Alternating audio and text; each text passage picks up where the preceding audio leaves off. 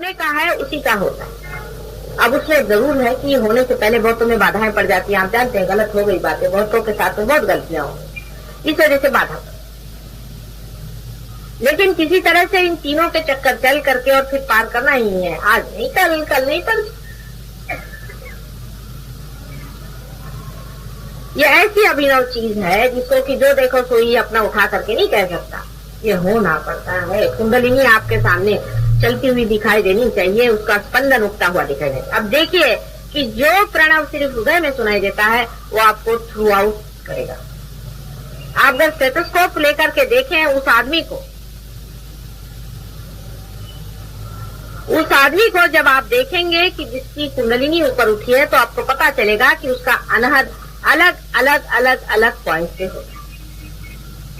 अब देखिए कि कितना महत्वपूर्ण कार्य है कि त्रिगुण में बटी हुई ये शक्ति एक शक्ति हो जाए कि जो गुणातीत है, जिसमें गुण नहीं। कितना महत्वपूर्ण ये कार्य है। आज तक ये कार्य कभी हुआ नहीं पहले और न हुआ। लेकिन हमारे पास जो लोग आते हैं वो सब आधे अधूरे लोग हैं। वो समझते नहीं कि इसका महत्व क्या है। वो तो सोचते हैं कि दूसरी भी संस्थाएं हैं और ये दूसरी संस्थाएं होंगी, लेकिन सब संस्था इसी में आनी पड़ेगी। नहीं आएंगी तो वो बेकार है। सारी संस्थाएं जब तक त्रिगुण को गुणातीत नहीं करती हैं तब तक सब व्यर्थ है। और अगर वो उसमें रुकावट डालती है तो बिल्कुल ही बेकार। किसी भी संस्था के विरोध में हम नहीं हैं, लेकिन वो संस्था होना चाहिए, मैंने संस्थापित होनी चाहिए। माने ये कि जो इसी कार्य के लिए चल रहे। और जब उसकी रुकावट आ जाती है उनके विचारों की, उनके एजुकेशन की, उनके तौर तरीकों की, उनके ढंगों की, जब मनुष्य के असेंट में रुकावट आती है तो वो सारे ह्यूमैनिटी के विरोध में वो चलता है। सारे समाज के विरोध में ये सब चलता है।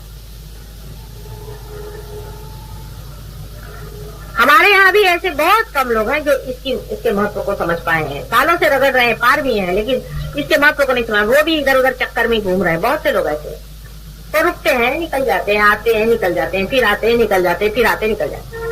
नाम भर के लिए भी बहुत से लोग यहाँ पर हैं, बिल्कुल नाम भर के।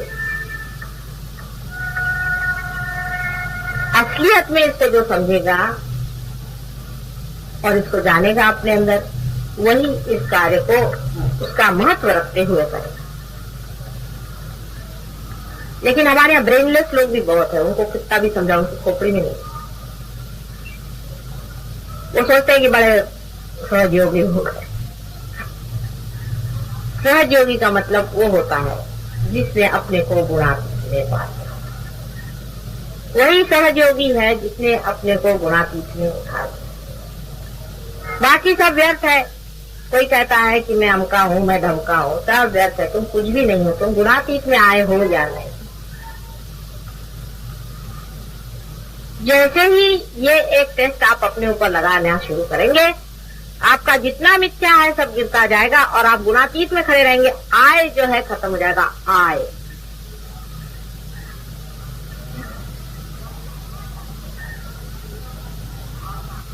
अब बहुत से लोग बाधा लेकर के आते हैं हर समय।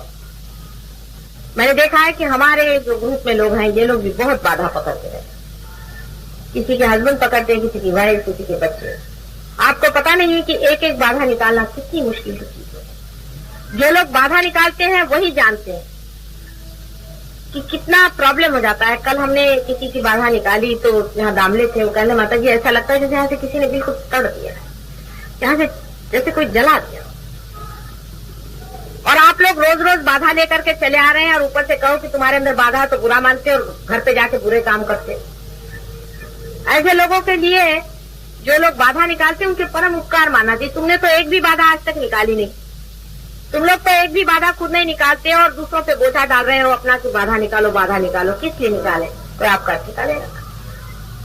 अपनी सफाई रखो, अपने जीवन को साफ करो, अपने मन को साफ करो, नम्रता लाओ और दुष्टता, छल कपट इधर उधर लगाना, बातें करना, शिकायतें करना,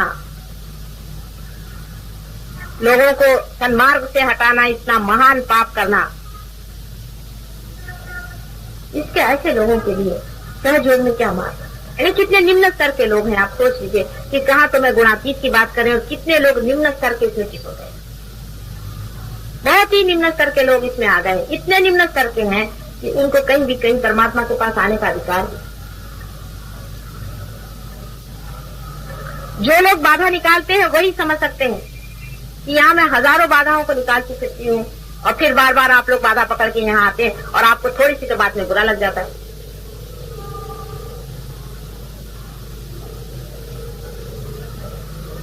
आपको गुणातीत में होना है।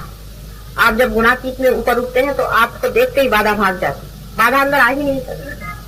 कम से कम इतना तो होना चाहिए कि जो हमारी बाधा निकालता है उससे कुछ उपकार रखो। उसके तक किसी को उपकार नहीं है। कल जो केस हमने करी थी वो 16-17 साल से लड़का बीमार है। उसके पास हम गए, बिल्कुल बुरी हालत थी, वो थर कांपने लगे हमारे साथ, और उसको हमने कोई 1-आधे घंटे में ठीक कर दिया। उसकी बाधा निकल गई, दिमाग उसका खुल। इससे बढ़ के और कोई इलाज इतना एक्सपेडाइट हो ही नहीं सकता, क्योंकि आप गुणातीत हो गए। अब आप लोग जो बाहर से हो आए हैं, जिन्होंने इधर उसकी खाक छानी, जिन पे बहुत से स्पेल्स पड़े हुए हैं, बहुत से लोगों को तो साधुओं ने कर्ज करा, उनकी फैमिलीज डैम थे, जिनको डैम किया हुआ है। ऐसी बहुत सी फैमिलीज हमारे पास आती है, उनका इतना उद्धार किया, इतना उनके लिए किया, इतनी मेहनत है, लेकिन वो हमारी बुराई करते रहते हैं। अब भी वो हमारा नुकसान ही कर रहे हैं। वो ये नहीं समझ पाते कि गुणातीत में उतरने की कितनी महत्वपूर्ण काम को हम कर रहे हैं, उसमें उतरना है जिससे हमारा लाभ होगा। आप मेरे पास आते हैं तो मेरे ऊपर नहीं उपकार कर रहे हैं, आप अपना ही बचाव कर रहे हैं, इसको समझ लीजिए। आपकी अगर हम बाधा निकालते हैं तो आपको पता होना चाहिए कि आप भी कल ऐसे हो जाइए कि जो आप दूसरों की बाधा निकाल, इस दशा में आप आ जाइए कि आप दूसरों की बाधा निकाल। लेकिन ऐसे लोग यहाँ पर हैं जिन्होंने एक भी बाधा नहीं निकाली, लेकिन बातें बहुत करते, एक भी बाधा नहीं निकाल सकते, रोज अपनी बाधा लिए आते, किसी की बाधा नहीं निकाल सकते, हिम्मत ही नहीं है निकाले। ऐसे आधे अधूरे लोगों के साथ में कैसे काम है?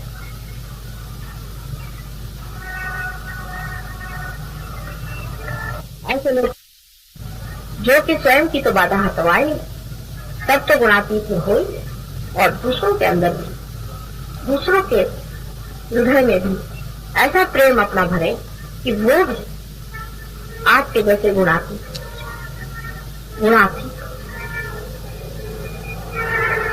मन में यही विचार आ जाए कि मुझे गुणातीत हो गया। बस इतनी ही एक मन में विचार आ जाए, और मुझे कुछ नहीं चाहिए संसार की। आप देखिए लगन बहुत हो जाएगी आप, और एकदम से कार्य बढ़ जाएगा। आप इतने शक्तिशाली हो जाएंगे, इतने शक्तिशाली हो जाएंगे कि आप स्वयं ही इस कार्य को कर सकते। ऐसे लोग हैं हमारे यहाँ, ऐसे भी लोग, ये भी बड़ा। ऐसे तो मैं बहुत खुश हूँ, ऐसे तो किसी भी जन्म में ऐसा नहीं हुआ जैसा इस जन्म में हुआ। लेकिन इतने बेकार के लोग भी नहीं चिपक गए थे किसी जन्म। इस जन्म में कुछ तो इतने यूजलेस और बेकार लोग चिपके हुए हैं। कभी कभी ऐसा मन आता है कि किस तरह से उनको हटाएं, क्या करें। हटा दिया तो फिर पीछे पीछे और भी नुकसान करते हैं, और साथ में जोड़े रहो तो वो जब भी मौका मिलता है तब डंक मारते हैं।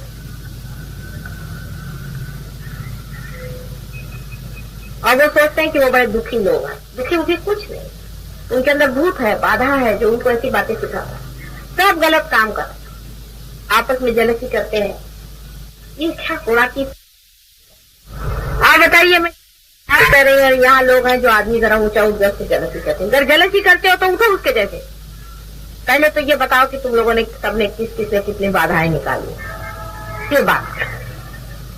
यहाँ पे सीनियरिटी इसी पर रहेगी कि किसने कितनी बाधाएं हटाई, कितनों को पार किया। यहाँ की सीनियरिटी गवर्नमेंट सीनियरिटी नहीं है कि आपने रिकमेंडेशन कर दिया तो सीनियरिटी हुई। कितने लोगों की बाधाएं आपने निकाली है, आपने कहाँ कहाँ हाथ लगाया, इस पर सीनियरिटी होगी। गवर्नमेंट सीनियरिटी यहाँ नहीं चलने वाली। वही आदमी सीनियर माना जाएगा जो अपने हाथ में तलवार लेकर के धर्म के लिए खड़ा हो। प्रेम की तलवार है।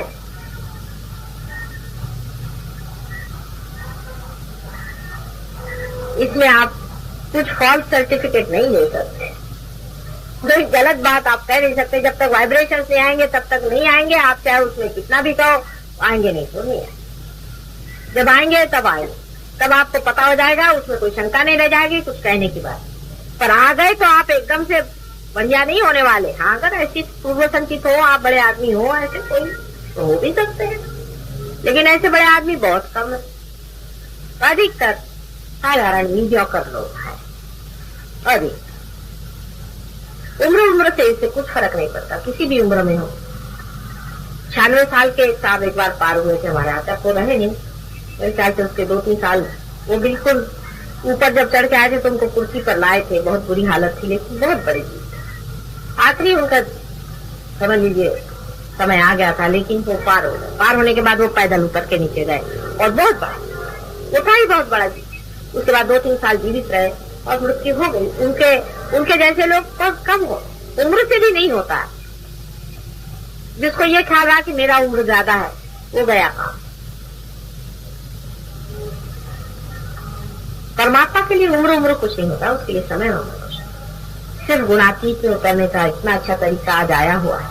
इसको अगर आप मान्य नहीं करेंगे और इसको स्वीकार्य करके इसके अंदर उतरेंगे नहीं और इसको सबल नहीं करेंगे और इसमें आप समर्थ नहीं होंगे, तो हो सकता है कि सारे संसार का संहार हो जाए और दूसरी फिर रचना हो जाए। चलिए, वो भी मंजूर है, हमको तो वो भी मंजूर है, लेकिन आप लोगों को मंजूर है क्या?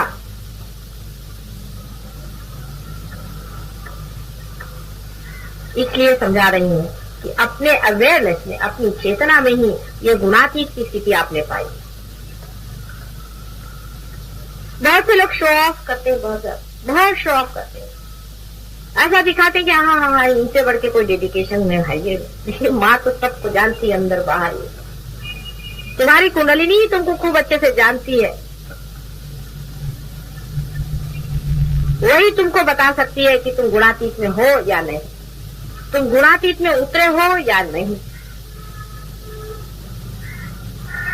ध्यान में होना माने गुणातीत में रहना, गुणों से एक परे, सर्वगुणों से परे जब आप हो गए, तभी तीनों गुण आपके अंदर से बहना शुरू हो जाते हैं कि आप चेतनामय हो जाते हैं और आप प्रणवमय हो जाते हैं और आप उठ जाते हैं, असेंट कर जाते हैं, उत्थान हो जाता है। क्योंकि आप दूसरों का भी उत्थान करते हैं। जब तक आदमी ऊंचा नहीं गया, नीचे वाले को कैसे खींचेगा? इसकी पहचान यह है कि आप ऊंचे चले गए क्योंकि आप दूसरे को भी अपने साथ, ये शक्ति भी आपके अंदर आ जाती है कि आप किसी के और जैसे हाथ गलती से भी कर रहे तो उसकी कुंडलिनी जागरूक है।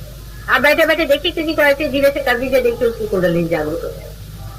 यूं करते ही कुंडलिनी जिसकी जागरूक हो, इतनी बड़ी कमाल की चीज है। बड़े बड़े साधु संतों और इनको बैरागियों को नहीं हुआ, तो तुम लोगों को हुआ कि यूं करके ऐसे कर दो, कुंडलिनी जागरूक।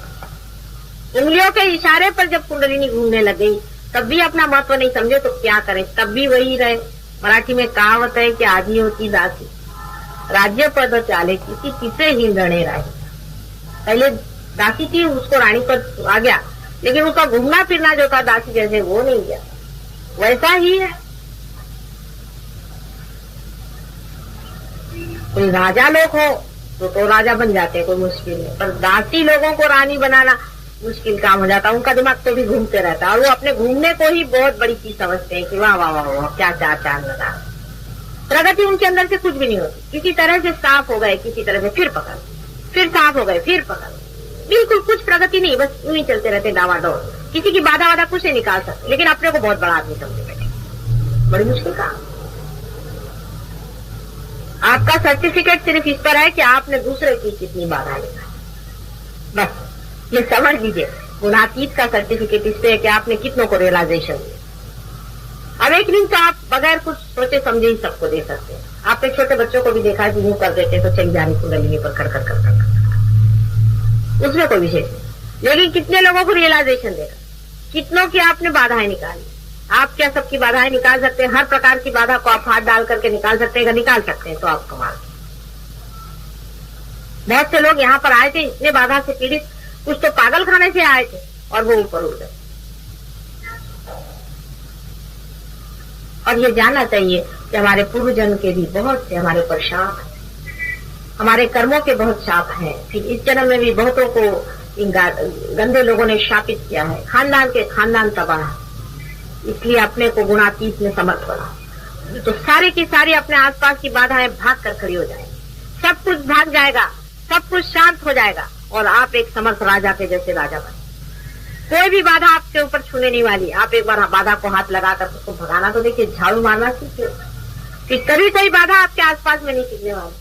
अभी देखिए इनका एक किस्सा सुनाइए। अभी 2-3 रोज हुए आए हैं, तो मुझे 4-5 रोज से इन्फॉर्मेशन। इनकी वाइफ पे बहुत बड़ी बाधा थी, उदाहरण की, और इन पर ये पार हो गए, लेकिन इनको बीबी की अपनी बाधा पकड़ गई। मैंने इनको जूते का हिसाब बताया। मैं जब भी देखती हूँ जूते और ये अब इतने साफ हो गए हैं, इनको मालूम है कि जूते से बाधा मारती है, तो बीवी का नाम लिख के अपना नाम लिख करके रोज बाधा मारते रहते, बाधा निकालते रहते। साफ हो गए। अभी देखिए साफ साफ बैठे हुए हैं, वाइब्रेशंस आ रहे हैं, कोई प्रॉब्लम नहीं, कोई आफत नहीं, कोई चीज। जैसे ही हिम्मत कर लीजिए वैसे ही पहले तो बाधा भाग जाएगी।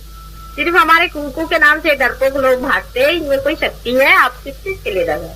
आप सिर्फ कह दीजिए कि इसको भी भगाता हूँ मैं, तो भाग खड़ी होगी, पहले ही पत्थर काटना शुरू कर। ऐसी कोई घबराने की चीज नहीं है बाधा,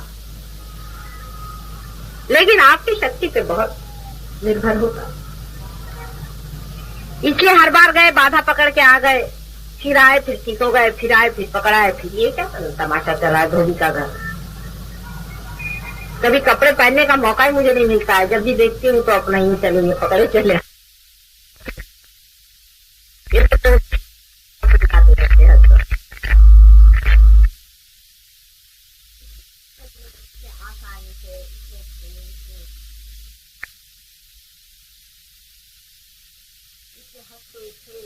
आप लोग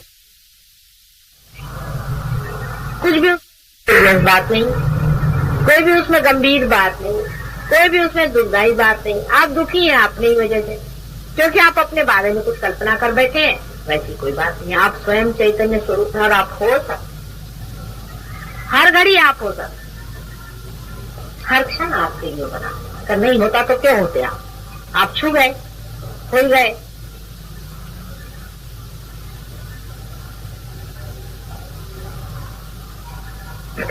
मेरे और ऐसा हाथ है। अगर किसी को कोई प्रश्न हो तो पूछ लिया, तो किसी को प्रश्न हो तो कल से मैं नहीं आऊंगी यहाँ पर, हालांकि ध्यान होगा, जिसको आसक्ति बनेगा आइए, आपस में बातचीत करें, आपस में पूछें, आपस में सीखें और आपस में जान लें। यहाँ बहुत जानकार लोग आते हैं, सब लोग आपस में मिल करके इसे सीख लें और इसके मास्टर बने। जितने लोग आएंगे उतना ही उनको फायदा हो। अच्छा ये बताइए, आपको कोई प्रश्न हो तो पूछे। आपने बोला कि दूसरा बाधा डाल सकता है, हम तो ऐसे ही सुने हैं और पढ़े हैं या लिखे कि भाई अपना ही कर्म बाधा देता है, कोई दूसरा किसी को। वो दोनों चीज साथ चलती बेटे। देखो ऐसा है कि तुम अगर आंचल संभाल के चलो तो तुम्हें कीचड़ नहीं लगता, लेकिन तुम अगर आंचल फैल के चला तो कीचड़ लग जाए। दोनों ही चीज, हम ही अपना कपड़ा गंदा करते हैं पर गंदगी भी तो कपड़ा गंदा करती है। दोनों चीज म्यूचुअल चीज। जैसे समझ लो कि अब तुम्हारे अंदर तुम कहीं खड़े हो, अब कोई हमारे विरोध में बात करे, समझ लीजिए सहयोग के विरोध में बात करे, तुमने उसके साथ हाथ जोड़ लिए, हाँ भाई ठीक है क्या कह रहे हो गया, तुम पकड़ गंदगी तुमको पकड़, तो दूसरे ने भी डाल दी। अगर तुम पूर्णतया समर्थ हो तो कुछ नहीं पढ़ सकता। संस्कृत में एक श्लोक है, या नवे भाजने लग्न संस्कारा, यानी यह है कि बर्तन जो है उसको, मिट्टी का बर्तन है, उसको जब तक पूरी तरह से भून नहीं दिया जाता तब तक उसमें संस्कार लगते जाते हैं, और जैसे ही वो भूंज के पूरा तैयार हो जाता है फिर उससे कोई संस्कार नहीं। ऐसी चीज है कि अभी अभी तुम रियलाइज हुए हो, अभी अभी छोटे से बच्चे हो, अभी तुम पे कोई भी असर पड़ सकता, लेकिन जब तुम बिल्कुल स्थिर हो जाओगे तो कुछ नहीं बात आएगी। फिर तुमको लगेगा कि इस घड़े पे कुछ दो डालेंगे, ये घड़ा, तुम अलग हो जाओगे। इस घड़े को सोचोगे, इस यंत्र को सोचोगे, ये यंत्र है, ये मेरी मोटर है, इसको सफाई करनी चाहिए, चलो ठीक है। फिर दूसरा इसको गंदा कर सकता है, आप नहीं कर सकते। दूसरे ने इस पे गंदगी डाल दी, आप धो देंगे, आप उसको साफ कर देंगे, आपका कोई इन्वॉल्वमेंट है। ऐसे हमने देखे, अभी मैंने आपसे अमरनाथ के बताया, उनका माता जी देखिए आज मेरा आज्ञा चक्र पकड़ा है और मैं विशुद्धि चक्र पकड़ा, हालांकि बड़े पहुंचे पुरुष है, लेकिन उनका माता जी आज पकड़ा है मेरा अवतार में और मनुष्य में। यही अंतर, एक बड़ा भारी अंतर होता है। जैसे कि आपका आज्ञा चक्र अगर पकड़ा तो आपको वो दुख देगा, आपके लिए नुकसान करेगा, आपको परेशान, लेकिन अवतार का अगर आज्ञा चक्र पकड़ा तो उसकी डबल शक्ति पड़ेगी, ट्रिपल पड़ेगी, 4 टाइम्स। और उसका आज्ञा चक्र पकड़ा माने कि उसके आज्ञा चक्र में 1000 गुना ज्यादा सैन्य तैयार हो। उसको अगर बुखार आ जाए तो हजारों लोगों के बुखार उस बुखार से ठीक हो जाएंगे, उसके अंदर एंटीबॉडीज तैयार होगी। ये फर्क। अभी तक कोई मनुष्य अवतार नहीं बना, इसीलिए कहते हैं कि बड़ों के पैर दबाने के लिए। अगर आपने बड़ों के पैर दबाए तो बड़ों के अंदर के जो दुख है वो हमारे अंदर सुख बन जाएगा। यही बात अवतार के अंदर है कि अवतार के शरीर में जहां पर भी कोई चीज ज्यादा हिलने लग जाती है वहीं वहां ज्यादा शक्तियां निर्मित होती है, एंटीबॉडीज तैयार हो जाती है और वो जाकर के खत्म करती। जैसे ये है कि मुंबई शहर में समझ लीजिए बहुत ज्यादा जुकाम हो रहा है, तो कोई अगर अवतार हो तो उसको भी जुकाम हो जाता है और उसके जुकाम के कारण सबका जुकाम है, एंटीबॉडीज तैयार हो जाती है। जैसे आप जानते हैं ना वो आयरन इंजेक्शन देते हैं, अपने इनोकुलेशन वगैरह देते हैं, वैक्सीनेशन, वही सिस्टम। यही अंतर है एक अवतार व्यक्ति में और एक साधारण व्यक्ति। ऐसे अनेक अवतार हुए लेकिन पता ही नहीं चला लोगों को कौन हुए, फिर बाद में तो पता चली, किसी न किसी कारण हर एक ने खोज ही लिया कि कौन कैसे अवतार था।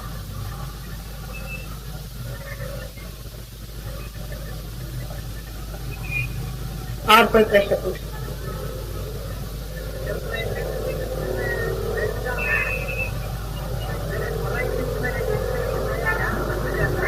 कहाँ जाता? कोलाइटिस में। आप हमारे पास आए थे क्या मेडिटेशन करने? कब आए थे? पर आप एक ही 2 दिन आने से तो नहीं होगा ना बेटे। आपको अगर कोलाइटिस है तो आप ऐसा करिए कि एक हाथ कोलाइटिस जहां पर है वहां पे रखें और एक हाथ हमारी ओर। पहले अपना कोलाइटिस ठीक कर लो, उसके बाद में पार हो जाओ। वो कुंडलिनी खुद ही नहीं उठने वाली, वो तो तुम्हारी माँ है ना, मुझे सताती है कि पहले इसको ठीक करो तभी मैं उठूंगी। इसीलिए तो मैं तुम लोग को ठीक कर रही हूँ, नहीं तो मैं कोई डॉक्टर थोड़ी ना हूँ। लेफ्ट हैंड रखिए। पर ऐसे भी मैंने बहुत से लोग देखे हैं जो कि बिल्कुल मरणासन्न थे, डेथ बेड पर, और मैं वहां गई और उन्होंने कुछ अपने बीमारी के बारे में नहीं सोचा, पार हो गई, उनकी बीमारी भी ठीक हो गई और वो भी ठीक हो गए और बाहर घूम रहे थे। ऐसे भी लोग मैंने देखे। ये तो अपने अपने चित्त की बात। अगर आपके लिए शरीर महत्वपूर्ण हो तो फिर घोटाला हो जाता है। जो ऐसा सोचे कि है ये चाहे नहीं हो, मुझे क्या करने का, शरीर मेरा ठीक हो चाहे नहीं हो, मुझे तो पार होने का, उसका वो तो ठीक होना ही हुआ ऑटोमेटिकली, लेकिन वो पार भी हो जाता है।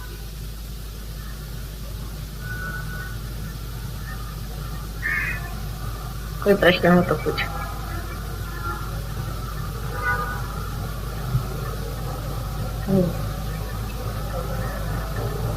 अधिकतर जो पार हो गए उनको प्रश्न भी कम रहेंगे, जो जरा पार नहीं हुए उनके अंदर प्रश्न ज्यादा रहेंगे, क्योंकि निर्विचारिता आने के बाद नहीं आता है ना विचार। हाँ हाँ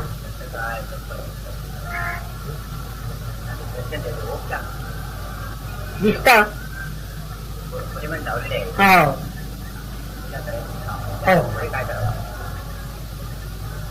नहीं, मतलब घर में अगर आपके यहाँ देवी देवताओं के फोटो हैं, अच्छी बात है, उसमें कोई हर्ष नहीं। लेकिन देवी देवताओं के भी फोटो जो मनुष्य ने बनाई है वो परमात्मा में लीन होकर बनाई हुई है, इसलिए वो बहुत अधिकतर फोटोग्राफ जो होती हैं वो एग्जैक्टली बनना चाहिए कि जैसे है ही, जैसे उनका स्वरूप अपने अंदर है वैसे ही बनना चाहिए। लेकिन वैसा नहीं होता है। अधिकतर मैं देखती हूँ कि वैसे चित्र बहुत ही कम होते अधिकतर, और उसका कारण यह है कि जहाँ से आप खरीदते हैं, उस दिन मैं खरीदने गई थी एक चित्र, मैंने कहा कि वो ले आएंगे, उस चित्र का कुछ उपयोग था, तो वहां देखा कि जहाँ चित्र बिक रहा था वो आदमी खुद ही बाधा में था और वो भगवान के फोटो के साथ राक्षसों के भी फोटो बेच रहा था।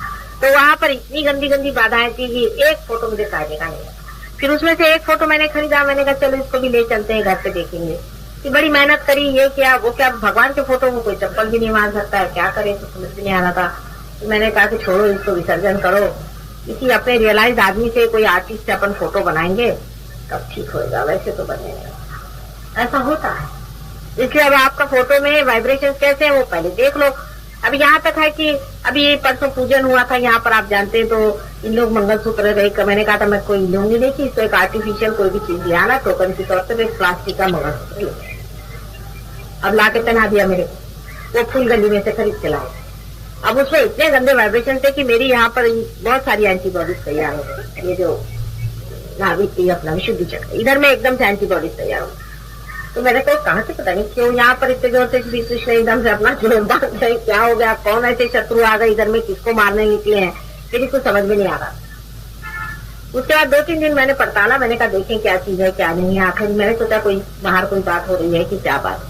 उसके बाद मैंने वो मंगलसूत्र को देखा, मैंने कहा इसी में तो गंदे वाइब्रेशन है। फिर उसको निकाला, फिर इनसे कहा वो जो लोग के सबके हाथ चलने लगे। पहले माता जी आपने कैसे यहाँ बर्दाश्त किया पता नहीं। हमने कहा हमारा क्या बर्दाश्त करा, वो तो मारे डाल रहा हूँ उन लोग को, और उसमें सब कृष्ण के दुश्मन सब होंगे, मेरे गर्दन में आके फंस गए तो वो अपना खुद ही मारे डाल रहा था, मेरे कुछ करने कहा ही नहीं।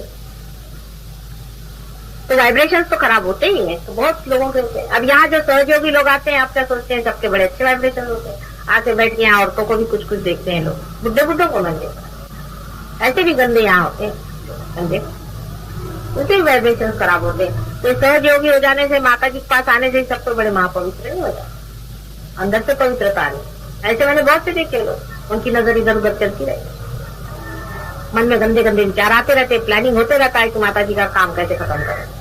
ऐसे भी बहुत से लोग, और वो अपने को अपने ही दीक्षा भूल में रहते हैं, वो सोचते हैं कि माता जी दूसरे के लिए कह रही है, हमारे लिए नहीं कह रही। ऐसे भी होते, सब तरह के लोग होते। इसी तरह से परमात्मा की भी बात है। अभी ऐसे देखिए तो अपने जितने भी चिरंजीव हैं वो हैं ही, फिर अपने जितने भी 12 हम लोग जानते हैं कि गणपति हैं वो सही है, उसमें कोई बात नहीं, बहुत वाइब्रेशन है उनमें। कोल्हापुर की भवानी में बहुत वाइब्रेशन है, यहाँ माउंट मेरी की जो यह है इसमें बहुत वाइब्रेशन, बहुत ज्यादा इसमें भी वाइब्रेशन है। कहीं भी जाइए, ये महालक्ष्मी के टेम्पल में यहाँ भी बहुत वाइब्रेशन है, मुंबा देवी में बहुत वाइब्रेशन है, सभी जगह। और उसके सामने ये भूत बैठे हुए हैं, वो आप जाते साथ आपके टीका लगा देंगे, लगा हुआ पैसा, बस आपने भूत 5 रुपए में खरीद लिया, जाओ घर वापस। वो तो बेचारे अपने बैठ गए अपने जैसे में मंदिर वाले, और आपके मिल गई यही भूत। ये ऐसे सब है। यहाँ सिद्धि विनायक बहुत पहुंचे हुए हैं, इनको भी मैंने जा हाँ ऐकले नहीं वाला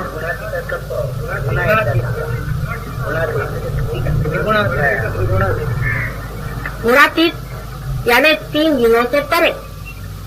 3 गुण माने मैंने कहा कि एक गुण से जो है आप चित होते हैं प्रणव स्वरूप, दूसरे गुण से जिससे कि आप साक्षी स्वरूप भी होते हैं, और दूसरे गुण से आप कंस्ट्रक्टिव होते हैं, जो आपके पेट के अंदर में आपने देखा है जितनी भी शक्तियां हैं वो शक्ति जिससे आप क्रिएटिव होते हैं।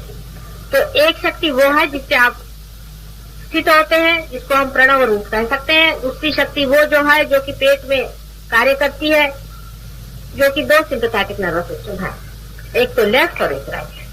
पहली वाली लेफ्ट है, दूसरी वाली राइट, और तीसरी जो है वो पैरासिम्पैथेटिक नर्वस सिस्टम है जो बीच में। यह आपकी इवोल्यूशनरी है। ये इवोल्यूशनरी शक्ति आपको चेतन मन में नहीं होती, आपका इवोल्यूशन आज तक का जो है चेतन मन में नहीं होता, अनअवेयर होता। लेकिन जब आप सहज योग से पार हो जाते हैं, माने आपकी कुंडलिनी जो आपके अंदर शक्ति बैठी हुई है वही इवोल्यूशनरी शक्ति है, वो यूज नहीं होती है, वो रेसिडुअल होती है, वो रुकी रहती है, वो कभी इस्तेमाल नहीं कर सकते। वही उठती है और आपको ऊपर में वहां धकेल देती है आज्ञा चक्र को तोड़ते, जहां पर आप गुणातीत हो जाते हैं, जहां तीनों चक्र एक जगह मिल जाते हैं, तीनों शक्तियां एक जगह मिल जाती हैं, आप इंटीग्रेटेड हो जाते हैं। इसीलिए आपके अंदर से हाथ के वाइब्रेशन बहते हैं प्रणव रूप। पहली आप प्रणव रूप, दूसरे क्रिएटिव पावर आपके अंदर आ जाती है, जिसके कारण आपकी जितनी फिजिकल शक्तियां वो ठीक हो जाती है, आपकी तंदुरुस्ती ठीक हो जाती है। क्रिएटिव पावर आपके अंदर फुल होने लगती है कि आपकी सारी जितनी भी शक्तियां वो ठीक हो जाती हैं, आप क्रिएटिव हो जाते हैं, आप दूसरों की कुंडलियां भी देखने लग जाते हैं। और तीसरी शक्ति जो आपके अंदर आ जाती है वो है आप खुद इवॉल्व हो जाते हैं, आप खुद असेंट कर जाते हैं, आप ऊंचे उठ जाते हैं। उसकी पहचान ये है कि आप दूसरे को हाथ पकड़ के उठाते हैं। ये तीनों शक्तियां एक हो जाती हैं गुणातीत। इसलिए निर्विचारिता में जब आप पहुंच गए तो आप गुणातीत में गुणों से परे चले गए, आपकी तीनों ही शक्तियां इंटीग्रेट होकर के आपके अंदर से बहने लगे। त्यातला विशेष एखादा काही पॉइंट नसेल समजला तो विचारा, पर्टिक्युलर पॉइंट नाही समजला तो विचारा, कारण असं जनरल सांगायचं तर पुष्कळ आहे, ते मी ह्याच्यात टेपमध्ये केलेलं आहे, ते ऐकून घ्या तुम्ही। इसमें टेप जो कि बहुत इंपॉर्टेंट है, आज तक मैंने ये बात पहले नहीं बताई थी, कि रियलाइजेशन में क्या चीज होती है कि तीनों शक्तियां कैसे गुणातीत हो। इसलिए उसको आप सुन लीजिए। हाँ, वो फोर्थ डायमेंशन है। 3 डायमेंशन में आप सत्वगुण में भी रहते हैं और रजोगुण में रहते हैं, तमोगुण में रहते हैं। तमोगुण से आप स्थित रहते हैं, रजोगुण से आप एक्टिवेट करते हैं और सत्वगुण से आप इवॉल्व होते हैं। ह्यूमन स्टेज तक आप इवॉल्व हो गए या धर्म की भावना आपके अंदर आती है। रजोगुण से आप ये सोचते हैं कि इससे परे कोई चीज है, एब्स्ट्रैक्ट की बात आप करते हैं, इस संसार से परे कोई चीज है, उसके दृष्टि जाती है आदमी की। ये सत्वगुण से जाती है। जानवर कभी नहीं सोचता है धर्म की बात। फोर्थ डायमेंशन आदमी में तब छूटा है जब वो गुणातीत में होता है। ये फोर्थ डायमेंशन। मैंने 3 डायमेंशन तो पहले मैंने आपसे बता दिए 3 गुणों के, और फोर्थ डायमेंशन तब है जब आदमी सारे ही इन तीनों से परे निर्विचार में उठ जाता है, यूनिवर्सल अनकॉन्शियस में होता है। यूनिवर्सल अनकॉन्शियस जिसे कि साइकोलॉजिस्ट इट कहते हैं, ID इट। साइकोलॉजिस्ट को सब कुछ नहीं मालूम विचारों का, भी छोटे छोटे थोड़ा बहुत जानते ही, इधर उधर का पकड़ा हुआ है वो बताते रहते हैं। सम्यक पूरा वो कैसे जानेंगे, वो कोई माँ के रूप में थोड़ी ना, वो भी खोज रहे हैं, बच्चे हैं, एक थोड़ा थोड़ा जान। अब जब जो लोग एक रास्ते से आना शुरू कर जाते हैं वो मार्ग को काट डालते हैं। उसके लिए आपके लिए बना के रखी है कुंडलिनी, आपके अंदर बैठी हुई है चुपचाप। उसको आप इस्तेमाल कभी भी नहीं कर सकते, वो कभी भी उठ नहीं सकती। जब आपका इवोल्यूशन होगा, असेंट होगा, तभी वो उठती है और आपको गुणातीत में थे। जिसके होने का है उसी का होता है। अब उसमें जरूर है कि होने से पहले बहुत